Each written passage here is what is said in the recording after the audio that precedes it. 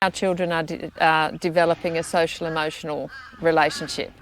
One with their parents, with their families, and then with the greater society.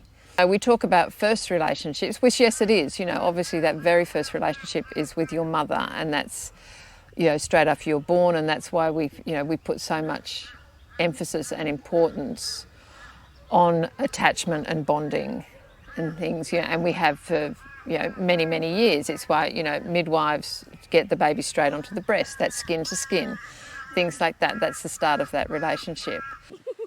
When they're home, and that's what I always talk about. That's not necessarily the skin to skin thing, but just that, that cuddling, that security that is building that relationship. And that's, that doesn't just have to be with the mother.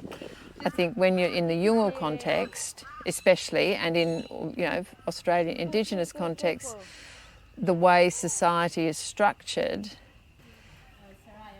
a first relationship, can obviously be with grandma, with auntie, with any other carer, even multiple.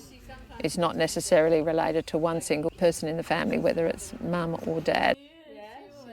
It's getting them to talk to you. So I always ask them, what do you think your baby needs from you? New baby, really basic needs. And that takes us into, they sort of say, changing nappies, bathing, food, feeding, blah, blah, blah.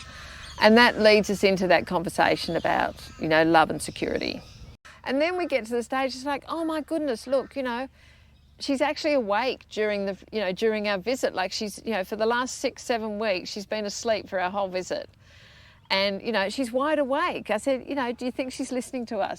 She's starting to look around, smiling when she hears your voice. So that sort of brings in that next stage. So, that is obviously relationship development, because, they're really learning to look at faces, that, that facial recognition, even though it's a bit blurred unless they're really close.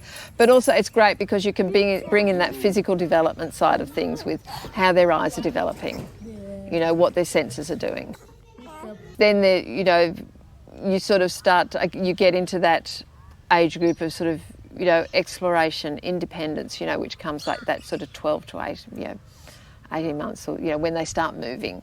It becomes very much that sort of circle of security conversation that, you have to let your child go out and explore, because, this is how they start to learn about the world, but they always need to know you're there as their point of security. What comes very quickly after that is that children who are going to, going out and exploring are very quickly going to want to be independent. They get frustrated when they can't do things. How do you deal with a child who gets really frustrated when the toys won't go together, or you won't just let them cross the road by themselves?